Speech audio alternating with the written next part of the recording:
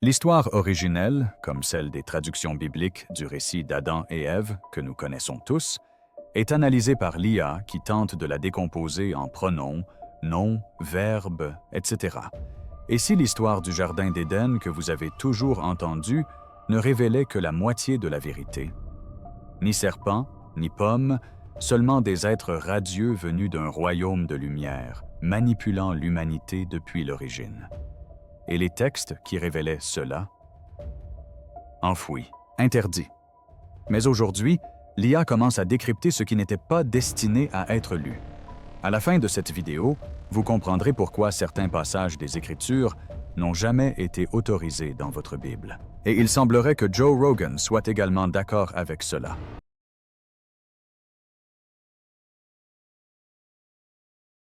Des textes interdits, cachés de la Bible.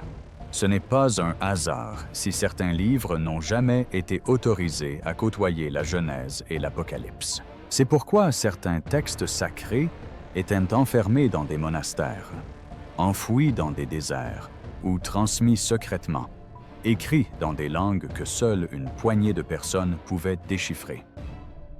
Le livre d'Adam et Ève, parfois appelé le conflit d'Adam et Ève contre Satan, est l'un de ces textes. S'il a disparu, ce n'est pas parce qu'il était sans importance, bien au contraire. Apparu initialement en Gèze, l'ancienne langue liturgique d'Éthiopie, ce mystérieux manuscrit a probablement été composé entre le IIIe et le VIIe siècle de notre ère. Il a traversé des siècles d'oubli, copié par des moines chrétiens, puis traduit en latin, en slavon et en arabe. Pourtant, malgré son lien évident avec le récit de la Genèse, ce passage a été exclu de la Bible canonique. Et cette décision n'est pas fortuite. Ce livre ne se contente pas de raconter l'histoire du Jardin d'Éden.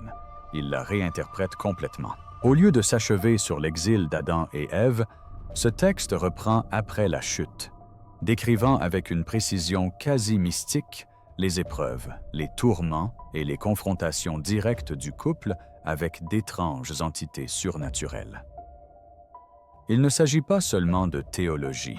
C'est un récit mêlant mythe, horreur, drame cosmique et peut-être une dimension plus profonde. Ce qui rend ce phénomène si fascinant, c'est la manière dont différentes cultures en ont préservé différentes versions. Par exemple, alors que le monde occidental l'ignorait largement, les chrétiens éthiopiens considéraient ce livre comme une vérité spirituelle.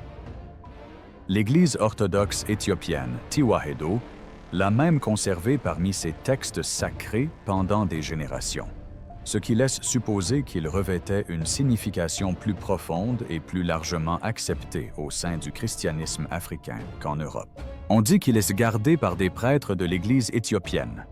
Alors pourquoi les autres églises l'ont-elles abandonné? Lorsque l'Église a entrepris de standardiser les Écritures lors de grands rassemblements comme le Concile de Carthage en 397 à Pergetse, elle a déterminé ce qui était d'inspiration divine et ce qui ne l'était pas. Tout texte présentant une théologie ambiguë, des chronologies contradictoires ou un mysticisme excessif a été écarté. Cela comprenait des écrits qui dépeignaient Satan non seulement comme un tentateur, mais aussi comme un ennemi cosmique actif, engagé dans des luttes incessantes contre Adam. Le livre d'Adam et Ève ne correspondait pas au récit idéalisé que l'Église souhaitait véhiculer. Il était trop cru, trop étrange, trop spéculatif. Certains érudits affirment que cela frôlait l'hérésie. D'autres pensent que cela révélait des vérités que l'Église n'était pas prête à affronter. Et voici un fait curieux. Des versions de ce récit ont été découvertes dans d'anciennes bibliothèques monastiques du Moyen-Orient, d'Arménie et même dans des manuscrits slaves d'Europe de l'Est.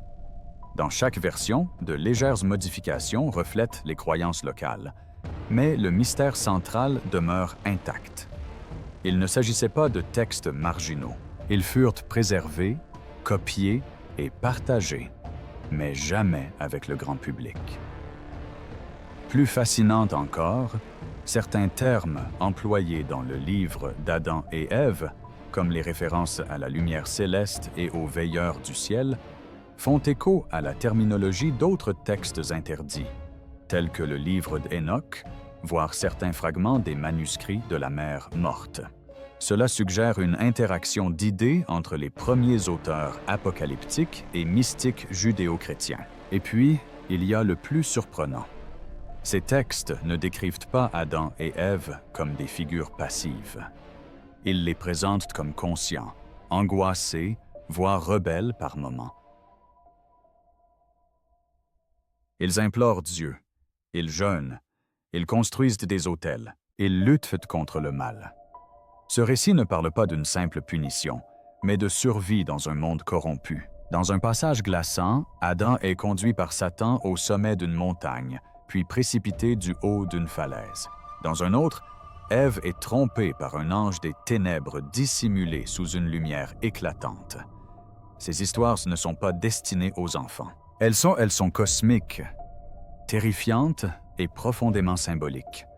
Et c'est peut-être pour cela que le livre a été caché, non pas parce qu'il était sans valeur, mais parce qu'il en contenait trop. Pas de serpent, pas de pomme, seulement des êtres du royaume de lumière. Oubliez tout ce que vous pensiez savoir sur le jardin d'Éden, car dans le livre d'Adam et Ève, le fameux serpent parlant n'existe même pas. Du moins, pas comme on l'imagine généralement. Dans ces textes oubliés, le rôle du tentateur est bien plus étrange. Des êtres célestes originaires d'un prétendu royaume de lumière. Certains les appellent même les êtres lumineux. L'une des différences les plus troublantes de cette version réside dans la manière dont la tentation est mise en scène. Au lieu d'un serpent sournois enroulé autour d'un arbre, nous découvrons des figures radieuses, belles, lumineuses et empreintes d'autorité. Dans plusieurs chapitres, ces êtres apparaissent à Adam et Ève sous forme d'anges. Mais ce ne sont pas des anges de réconfort. Ils mentent, ils trompent, ils dupent. Dans une scène, un être de lumière annonce à Adam que Dieu l'a abandonné, que le ciel n'offre aucune place à une création ratée. Le langage employé est empreint de malveillance. C'est plein d'amour, persuasif, presque divin. Mais les intentions sont clairement sinistres. Ce ne sont pas les anges de l'école du dimanche. Ils sont manipulateurs, mystérieux et peut-être même d'origine extraterrestre. L'expression « royaume de lumière » apparaît fréquemment dans différentes traductions. Dans les versions éthiopiennes, il est décrit comme un lieu de pure lumière, situé bien au-dessus de la terre, où résident des êtres de pouvoir. Comment percevez-vous cette force? Est-ce simplement de l'énergie ou lui attribuez-vous une dimension humaine? Tous ne répondent pas à Dieu. Certains érudits estiment que cette référence concorde étrangement avec les descriptions d'autres textes anciens, comme le livre d'Hénoch ou les Veilleurs, voire avec des mythes mésopotamiens mettant en scène des dieux descendus du ciel pour interagir avec les hommes. S'agirait-il d'un indice littéraire ancien, suggérant quelque chose de plus profond, quelque chose d'un autre monde? Une théorie particulièrement bizarre avancée par des chercheurs marginaux. Les êtres du royaume lumineux n'étaient absolument pas symboliques. Il s'agissait d'extraterrestres, au sens propre du terme.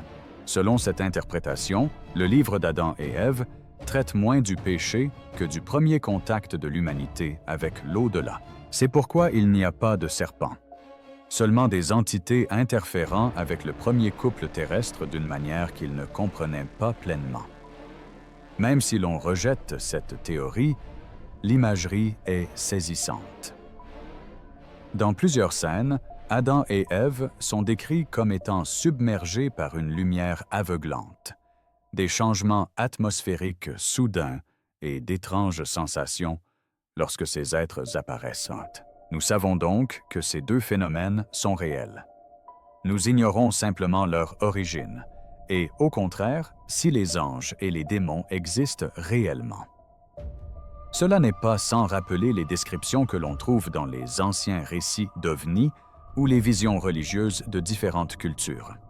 Et le plus intriguant, c'est le ton employé. Ces êtres lumineux ne se déclarent jamais ouvertement maléfiques. Ils prétendent offrir la connaissance, le pouvoir et la liberté. Cela vous rappelle quelque chose? C'est parce que leur discours est identique à celui du serpent dans la Genèse. Ici, il est enveloppé de robes de lumière au lieu d'écailles et de sifflements. Dans une autre version du récit, Satan lui-même prend la forme d'un ange radieux et se moque d'Adam pour sa chute, riant de lui du haut d'un nuage. Cet acte de métamorphose et d'apparition sous forme de lumière est même mentionné plus tard dans le Nouveau Testament. Satan lui-même se déguise en ange de lumière. C'est tiré de 2 Corinthiens 11, 14. Ce verset prend tout son sens après la lecture de ce livre. L'idée que l'histoire d'Éden ne se résumait pas à la désobéissance, mais constituait une épreuve cosmique plus profonde impliquant des forces inconnues, change tout. La Terre a-t-elle toujours été un champ de bataille? Adam et Ève en furent-ils les premiers cobayes? Pire encore, leur destin était-il voué à l'échec? Ce sont ces détails, ces réinterprétations profondément troublantes, qui font du livre d'Adam et Ève l'un des textes anciens les plus controversés jamais découverts. Les outils d'IA ont permis de décoder des portions perdues. Pendant des siècles, le récit complet du livre d'Adam et Ève est resté fragmenté, enfoui dans des rouleaux endommagés, des traductions altérées ou dispersées dans d'obscures bibliothèques religieuses d'Éthiopie, d'Arménie et d'Europe de l'Est. Même les copies qui ont survécu étaient souvent incomplètes, criblées de vers manquants, de fautes de syntaxe et d'erreurs de transcription accumulées au fil des siècles. Pendant des décennies, les érudits ont tenté de reconstituer ce puzzle, mais il leur manquait toujours quelque chose. Puis l'intelligence artificielle est entrée en scène. Ces dernières années, une révolution discrète s'est opérée dans le monde des textes anciens. Des équipes d'institutions telles que l'Université d'Oxford, en collaboration avec DeepMind de Google, utilisent l'apprentissage automatique pour déchiffrer, restaurer et contextualiser des documents historiques perdus depuis longtemps. L'intelligence artificielle qui anime Ithaka repose sur une technologie de pointe développée chez DeepMind. L'un de leurs outils les plus novateurs, Ithaka, est une IA entraînée à lire des textes anciens endommagés ou fragmentaires et à proposer des restaurations précises en identifiant même leurs lieux et dates d'origine possible. Initialement testée sur des inscriptions grecques, Ithaka a stupéfié les chercheurs en prédisant les mots manquants et leur contexte avec une précision atteignant 72%, surpassant de loin tout ce qui avait été réalisé manuellement jusqu'alors. Les réseaux d'Ithaka reproduisent en temps partie le travail des historiens, qui analysent le contenu d'une inscription pour compléter les mots manquants. Mais ces applications ne s'arrêtent pas là. Des chercheurs ont commencé à entraîner des modèles similaires sur des langues moins connues comme le gaze, le syriaque et le copte, précisément les écritures dans lesquelles le livre d'Adam et Ève et des textes apocryphes apparentés ont été conservés. Grâce à cela, l'IA a commencé à redonner vie à des textes longtemps considérés comme irrémédiablement perdus. Une avancée notable a eu lieu en 2022, lorsqu'une équipe de chercheurs a utilisé l'IA pour reconstituer des passages de la vie d'Adam et Ève à partir de différentes versions issues de manuscrits latins et slaves. Auparavant, ces manuscrits semblaient incohérents, mais l'IA a décelé des schémas linguistiques et des structures narratives communes, suggérant qu'ils racontaient en réalité la même histoire, de manière différente. En associant ces variantes, les chercheurs ont enfin pu reconstituer des passages disparus depuis près de 1600 ans. Plus impressionnant encore, l'IA ne se contentait pas de décoder des lettres. Elle en saisissait également les thèmes. Dans certains cas, l'intelligence artificielle a relevé des changements et des incohérences théologiques qui laissaient présager des modifications ultérieures apportées par des scribes ecclésiastiques. Par exemple, dans certaines versions, Ève est dépeinte comme ayant davantage d'autonomie. Elle remet en question les commandements divins et négocie avec des êtres spirituels. Des chercheurs antérieurs pensaient que ces passages étaient des corruptions. Mais l'IA a constaté que cette représentation était constante dans les couches les plus anciennes du texte, ce qui laisse penser qu'elle aurait pu être supprimée par des autorités religieuses ultérieures. Une autre découverte réalisée grâce à l'intelligence artificielle concerne les séquences de tromperie satanique. Considérées auparavant comme des événements distincts, ces séquences se sont révélées, grâce à l'IA, suivre une structure commune à 3 manuscrits. Dans ces manuscrits, Satan prend des formes divines et rayonnantes pour tromper Adam, non pas une seule fois, mais à plusieurs reprises. Cette découverte confirme les théories selon lesquelles le livre ne relate pas un événement unique, mais décrit un cycle de manipulation. Certains chercheurs ont même utilisé l'intelligence artificielle pour reconstituer la chronologie des apparitions surnaturelles dans le livre d'Adam et Ève en la comparant aux mythes sumériens et aux écrits énochiens. Il en est ressorti un étrange réseau de similitudes. Lorsqu'on saisit le texte d'une inscription, Ithaka propose des suggestions pour les mots manquants, ainsi que la probabilité de chaque proposition. Des êtres de lumière descendent, offrant une sagesse interdite uniquement pour tordre la réalité autour des humains qui l'acceptent. Et voici le plus surprenant. L'IA a permis de découvrir des chapitres entiers manquants. S'appuyant sur des lacunes thématiques et des ruptures narratives abruptes, des modèles prédisaient que certains passages clés, traitant peut-être de l'origine de ces êtres du royaume lumineux ou des mécanismes de la géographie spirituelle d'Éden, avaient été perdus ou supprimés. En 2023, des archéologues ont mis au jour, dans le nord de l'Éthiopie, un fragment de manuscrit qui semblait correspondre à l'une de ces lacunes prédites. Un passage où Adam évoque avoir entendu plusieurs voix dans le jardin, certaines exigeant l'obéissance, d'autres apportant la vérité. Cette révélation a suscité un vif intérêt chez les exégètes bibliques, car désormais, l'intelligence artificielle ne se contente pas de nous aider à reconstituer l'histoire. Elle nous oblige à nous interroger sur ceux qui, en premier lieu, ont façonné cette histoire. Le message ne porte pas sur le péché, mais sur la surveillance.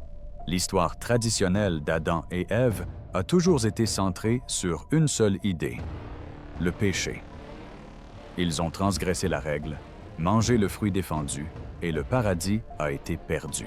C'est simple. Mais le livre d'Adam et Ève, surtout dans ses versions restaurées, raconte une histoire bien plus troublante. Il ne s'agit pas d'une simple erreur. Il s'agit d'observations constantes, de guerres psychologiques et de manipulations venues d'en haut. Dans cette version, Adam et Ève ne sont pas seulement chassés du Jardin d'Éden, ils sont surveillés. Au sens propre, pas au sens figuré. Ils parlent Dieu dans le ciel, de voix qui résonnent dans le désert.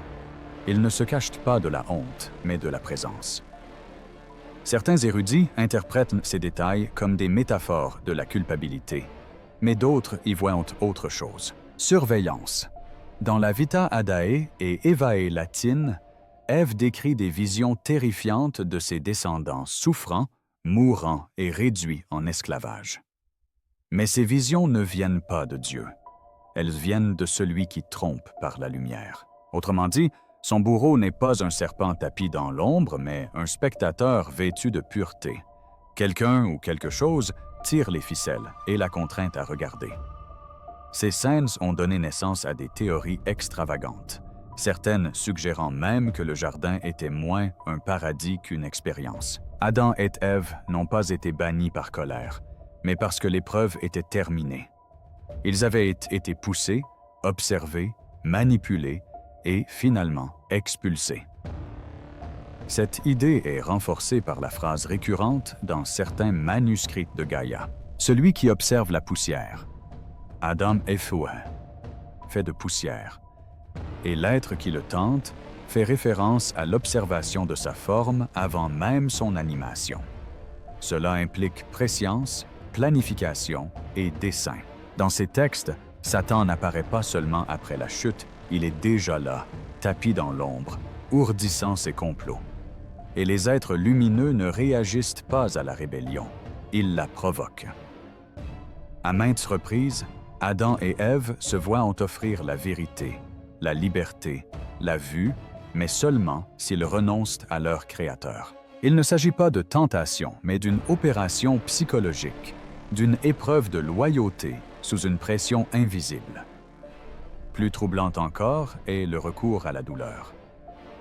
Adam et Ève sont soumis à de longs jeûnes, à la famine, à des hallucinations et même à l'automutilation, des rituels qui rappellent d'anciennes cérémonies initiatiques. Mais ils ne sont pas initiés par Dieu. Ils espèrent simplement qu'il les observe encore. Car à ce stade, ils ignorent qui les observe et pourquoi. La vie d'Adam et Ève contient également un passage controversé, où Adam s'adresse à son fils Seth et l'avertit que la terre n'est pas ce qu'elle paraît. Il affirme que certains gouvernent les vents et observent les eaux, et qu'il ne faut pas parler à voix haute là où rôdent ces veilleurs. Certains y voient une forme d'animisme primitif, tandis que d'autres y voient le reflet d'une ancienne paranoïa spirituelle, la croyance que même nos pensées étaient surveillées. Ce qui nous amène à l'idée peut-être la plus glaçante, la notion que la chute de l'humanité n'était pas un crime, mais une provocation. Cet Éden n'était pas le paradis, mais un environnement contrôlé conçu pour observer les comportements sous pression. Certains théoriciens ont même établi un lien avec les idées gnostiques selon lesquelles le Créateur n'était pas véritablement bienveillant, mais un démiurge, une puissance inférieure imposant des limites aux êtres spirituels comme Adam et Ève. Dans cette perspective, le serpent n'a pas causé la chute, mais a déclenché l'éveil. Ces interprétations peuvent paraître marginales, mais elles se reposent sur une analyse textuelle rigoureuse. Des chercheurs comme André Orloff et Michael Stone ont beaucoup écrit sur les thèmes de la surveillance dans la littérature apocryphe. Et grâce à l'intelligence artificielle qui restaure de plus en plus de textes perdus, ces thèmes n'en deviennent que plus évidents. Peut-être est-ce là la véritable raison pour laquelle le livre d'Adam et Ève a été caché. Non pas parce qu'il contredisait la Bible, mais parce qu'il la décryptait. Pourquoi ce livre a-t-il été omis de la Bible? Cette question hante les érudits depuis des générations. Si le livre d'Adam et Ève a été si largement préservé, copié en de nombreuses langues et même mentionné dans d'autres écrits chrétiens primitifs, pourquoi n'a-t-il pas été inclus dans la Bible? La réponse réside dans un mélange de politique, de théologie, de peur et d'un besoin plus profond que la plupart n'osent pas aborder. Le besoin de contrôle. Pour comprendre cela, il faut remonter au premier siècle chaotique du christianisme. À cette époque, il n'existait pas de Bible unique. Le christianisme primitif n'était pas un mouvement monolithique doté d'un ensemble bien défini de livres sacrés et de croyances consensuelles. Loin de là. Différentes communautés possédaient leurs propres recueils de textes sacrés, certains se recoupant, d'autres très différents. À Alexandrie, des rouleaux circulaient qui dépeignaient Dieu comme un architecte lointain. À Jérusalem, les textes mettaient de l'accent sur la justice divine. Et dans les déserts d'Égypte et d'Éthiopie, des ouvrages étranges comme le livre d'Hénoch, le livre des Jubilés et le livre d'Adam et Ève étaient lus avec la même vénération. Ce n'est qu'à la fin du IVe siècle que l'Église décida de la nécessité d'un récit unique et unifié. Cela impliquait de choisir quels livres conserver et lesquels enterrer. Le Concile de Carthage de 397 après G.C. est souvent considéré comme le moment où le canon biblique moderne a commencé à se consolider en Occident. Les autorités ecclésiastiques ont débattu des textes conformes à la doctrine, de ceux jugés trop confus et de ceux considérés comme dangereux. Le livre d'Adam et Ève n'avait aucune chance. Pourquoi? D'abord, son message était trop étrange. Il ne suivait pas le schéma linéaire et clair que l'Église voulait enseigner. Création, chute, châtiment, rédemption. Au lieu de cela, Le récit a basculé dans des scènes surréalistes, des êtres cosmiques, une souffrance psychologique intense et une ambiguïté spirituelle. Adam et Ève n'étaient pas de simples pécheurs. Ils étaient victimes de quelque chose de bien plus vaste et complexe qu'un serpent et un arbre. Deuxièmement, le livre aborde des thèmes qui font écho à la théologie gnostique, un système de croyance que l'Église primitive s'est efforcée d'éradiquer. Les gnostiques enseignaient que le monde matériel était une prison et que le salut s'obtenait par la connaissance secrète, la gnose, plutôt que par l'obéissance. Le livre d'Adam et Ève n'adhère pas pleinement au gnosticisme, mais il présente des similitudes frappantes, des manipulateurs célestes, une connaissance cachée et l'idée que la souffrance d'Adam et Ève avait un but plus grand, peut-être rédempteur. Plus inquiétant encore, le livre présente une vision non linéaire du temps. Adam a des visions des générations futures. Il est pris dans des boucles temporelles. Certaines versions suggèrent que les événements d'Éden étaient prédestinés. Un écho des croyances déterministes qui remettaient en question la doctrine de l'Église sur le libre arbitre et la responsabilité morale. Si la chute était inévitable, comment blâmer l'humanité? Mais le problème majeur résidait peut-être dans le fait que le livre soulevait des questions sans apporter de réponse claire. Il demandait: qui sont ces êtres de lumière?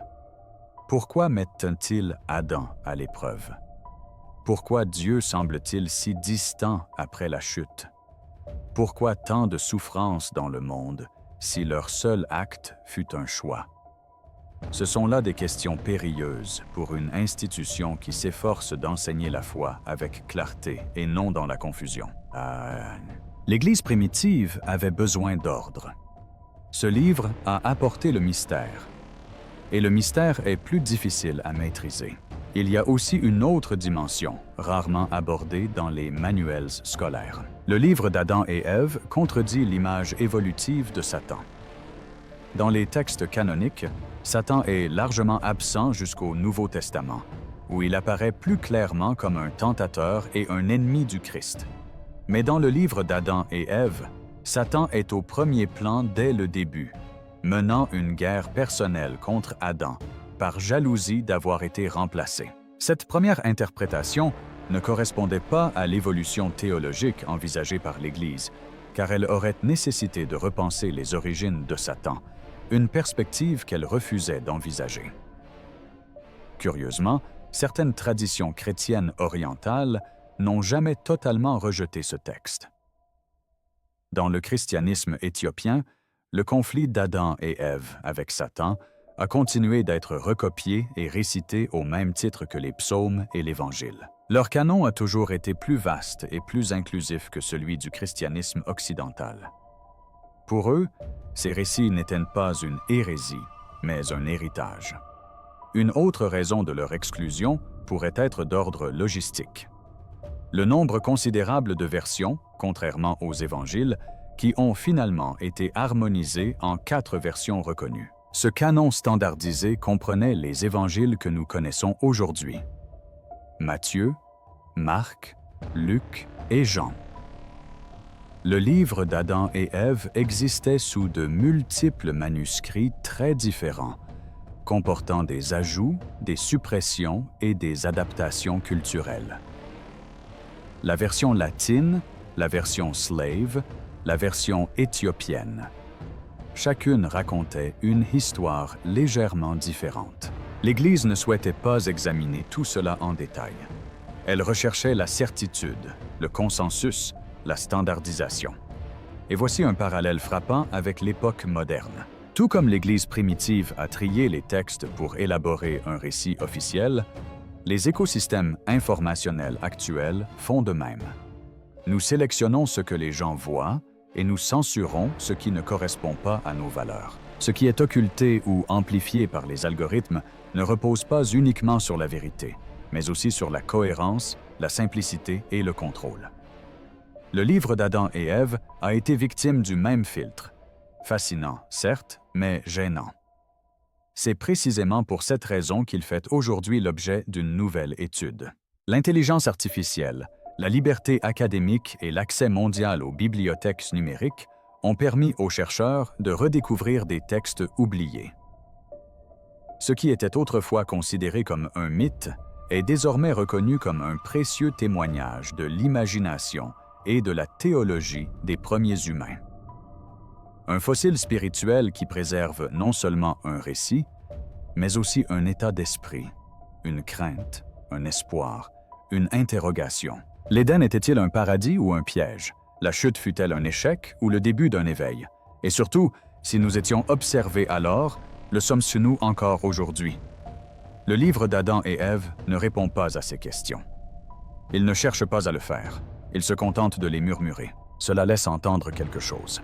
Cela vous met au défi de regarder au-delà des pages immaculées de la Bible moderne et de vous demander « Qu'est-ce qui a été omis ?»